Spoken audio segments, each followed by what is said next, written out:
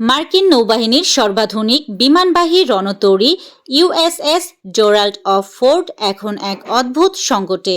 যুদ্ধ কিংবা সামরিক কৌশলের চেয়ে জাহাজটির পয়ঃনিষ্কাশন ব্যবস্থা করুণ দশা এখন আলোচনার কেন্দ্রে।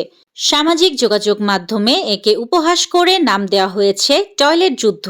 সংবাদ মাধ্যম এনপিআর ও ওয়াল স্ট্রিট জার্নালের প্রতিবেদন অনুযায়ী প্রায় ৫,০০০ নাবিক ও সেনার এই বিশাল আকার রণতরীতে সচল টয়লেটের সংখ্যা এখন নগণ্য।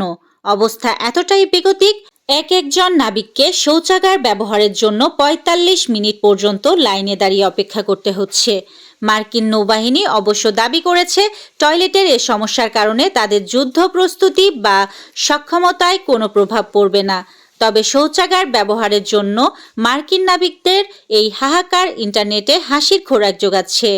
Desk report, Surma TV 24।